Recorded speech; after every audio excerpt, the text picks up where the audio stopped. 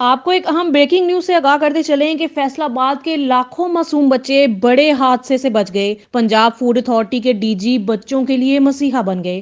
معصوم بچوں کی زندگیوں سے کھیلنے والا گروہ بے نقاب کر دیا گیا۔ D G food authority Irfan Nawaz Memon نے 80,000 کلو ایکسپائر چاکلیٹ پکڑ لی اور ملزم کو بھی گرفتار کر لیا۔ مزید جانتے ہیں اپنے نمائندے ذیشان علی سے۔ جی ذیشان، تفصیلات سے آگاہ کیجیے گا۔ جی بالکل، آپ کو بتاتا چلوں کہ ڈی جی فوڈ اتھارٹی کی سبراہی میں چاکلیٹ سے بھرے 2 ٹرک اور گودام پکڑ لیے گئے ہیں۔ وسیم اسلم نامی سپلائر ایکسپائر چاکلیٹ کولسن کے پروڈکشن یونٹ سے خرید کر فیصل آباد لے جا رہا تھا۔ ڈی جی فوڈ اتھارٹی نے بتایا کہ زائد المیعاد چاکلیٹ کو کیمیکل لگا کر فنگس اور سیمل کو ختم کر کے دوبارہ پیک کیا جانا تھا۔ عرفان میمن کے مطابق محمد اسلم سپلائر کی نشاندہی پر سیال فلور مل کے قریب فیصل آباد روڈ پر چاکلیٹ سے بھرا گودام بھی پکڑا گیا ہے۔ ڈی جی فوڈ اتھارٹی کا کہنا تھا کہ کئی دن کی ریکی کے بعد اپنی نگرانی میں 14 گھنٹے تک خفیہ ناکہ لگا کر ملزمان کو رنگے ہاتھوں پکڑا گیا ہے۔ مکروہ دھندا کرنے والے جعل سازوں کے خلاف مقدمہ درج کر کے سپلائر کو پولیس کے حوالے بھی کر دیا گیا۔ عرفان میمن کا مزید کہنا تھا کہ بچوں کی اشیاء میں جعل سازی کرنے والے قومی مستقبل کے دشمن ہیں اور کسی رعایت کے مستحق نہیں۔ جی